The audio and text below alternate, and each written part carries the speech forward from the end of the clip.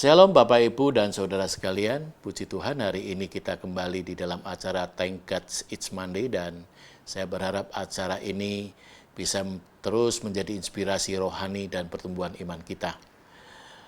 Kata memilih itu memiliki arti kata menentukan atau mengambil sesuatu yang dianggap terbaik.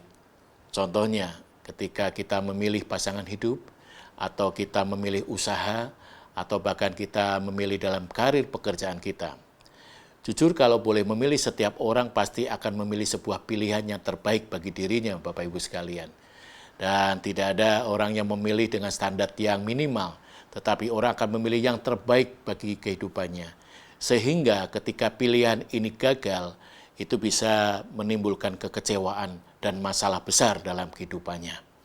Bapak Ibu, terkadang dalam kehidupan kita juga tidak bisa masuk di dalam posisi mengambil sebuah pilihan.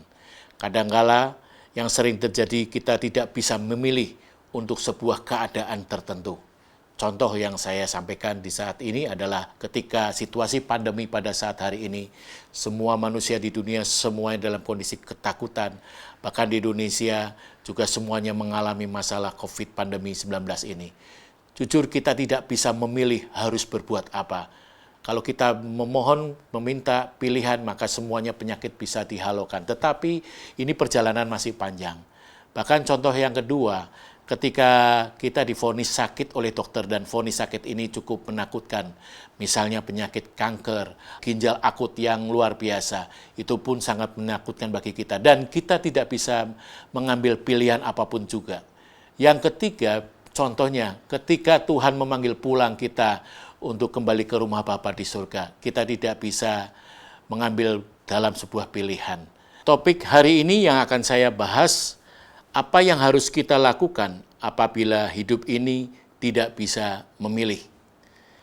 Kita akan belajar pada seorang pribadi yang bernama Maria. Mari kita baca di dalam Lukas 1 ayat 31, 34, 35, dan 38. Demikian firman Tuhan.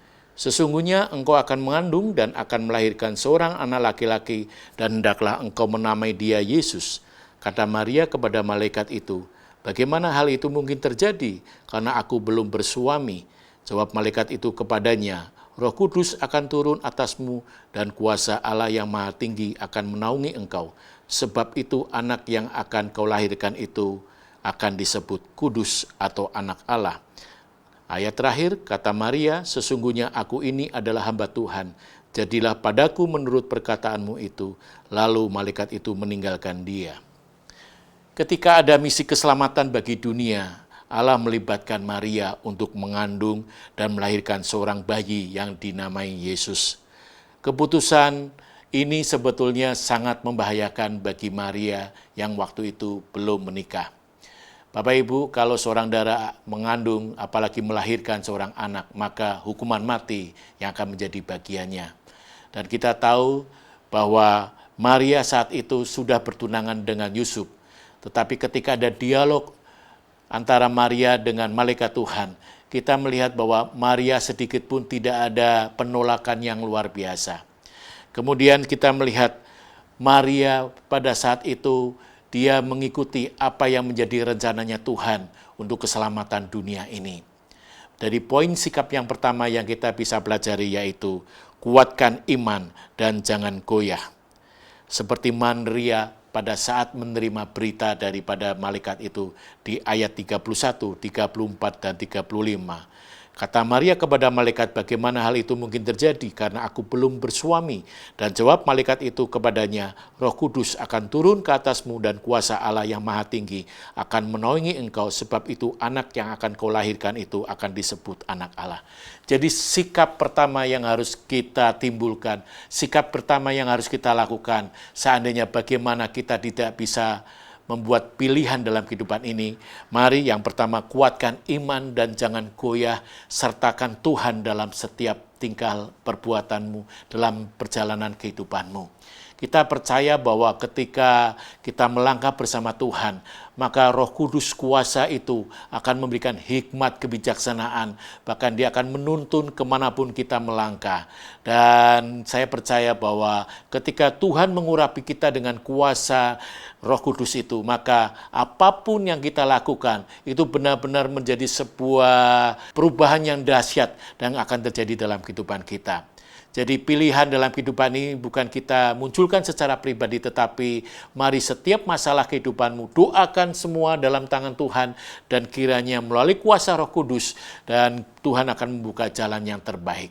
Bagian kita adalah menguatkan iman dan jangan goyah, melangkah terus bersama dengan Tuhan. Bapak Ibu, tidak mudah memang, tetapi saya berharap seperti Maria yang memiliki keintiman dengan Tuhan, maka Tuhan akan menuntun langkah itu dengan luar biasa. Saya juga menghimbau pada kita semua, mari kita memiliki keintiman dengan Tuhan. Apapun yang kita lakukan, Tuhan menyertai langkah kehidupan kita. Undang kuasa Roh Kudus dan kita beriman sepenuhnya. Jangan goyah dalam menghadapi situasi hari ini. Jangan goyah dalam menatap hari esok. Mungkin pada saat ini kita tidak bisa mengambil keputusan. Mungkin pada saat ini kita tidak bisa mengambil sebuah pilihan. Tetapi pilihan yang harus kita lakukan adalah hanya kita andalkan kuasa Tuhan. Mari libatkan Tuhan dalam kehidupanmu. Percayalah, Dia akan membuka jalan yang terbaru dalam kehidupan kita. Yang kedua, di ayat 38 di situ disebutkan, kata Maria, sesungguhnya aku ini adalah hamba Tuhan, jadilah padaku menurut perkataanmu itu. Lalu malaikat itu meninggalkan dia. Ayat yang ke-38 ini bisa kita maknai dalam poin yang kedua adalah berserah sepenuhnya kepada Tuhan. Kata berserah ini bukan memiliki makna menyerah, tetapi berserah ini kan memiliki sebuah makna kita menyerahkan hidup sepenuhnya pada pihak kedua. Kita merasa tidak memiliki kemampuan apa-apa, tetapi kita bisa memiliki suatu kuasa yang dahsyat apabila ada kuasa dari pihak kedua, yaitu apa? Dari kuasa Tuhan Yesus Kristus. Bapak Ibu, memang tidak mudah. Kita melihat dalam pribadi Maria. Maria bisa berjalan bersama dengan Tuhan dan dia bisa menyelesaikan misi keselamatan itu dengan luar biasa karena Tuhan menyertai. Tuhan menyertai Maria karena Maria juga berserah sepenuhnya dalam tangan Tuhan. Mari Bapak Ibu sekalian, kata berserah selalu kita hidupi dalam kehidupan kita. Untuk situasi hari ini, serahkan hidupmu, serahkan kuatirmu dalam tangan Tuhan. Maka Tuhan akan melakukan sesuatu yang terbaik dalam kehidupan kita. Puji Tuhan, saya tidak panjangkan renungan pada hari ini.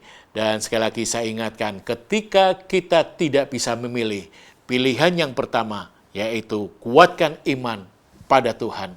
Dan yang kedua, mari berserah sepenuhnya dalam Tuhan. Dan saya percaya kuasa Tuhan akan melakukan hal yang luar biasa. Dia akan melakukan hal yang ajaib di dalam kehidupan kita. Puji Tuhan. Mari kita berdoa bersama-sama. Kami mengucap syukur Tuhan buat hari ini kami kembali belajar tentang firman Tuhan. Bagaimana ketika kami tidak bisa memilih dalam kehidupan kami. Ketika kami dalam kondisi yang terjepit, ketika kami hidup dalam persimpangan jalan. Hari ini kami belajar pada seorang pribadi Maria, di mana dia mengandalkan kuasa Tuhan dan dia berserah sepenuhnya dalam kehidupannya kepada Engkau. Mari Tuhan, kiranya Roh Kudus menguasai kehidupan kami. Mari Tuhan, Kau menilik di tempat maha tinggi setiap jemaat Tuhan yang mendengarkan, yang melihat tayangan ini di dalam nama Yesus. Mereka juga memiliki kekuatan yang baru dan mereka bisa melangkah dengan iman dan mereka berserah sepenuhnya dalam tangan Tuhan.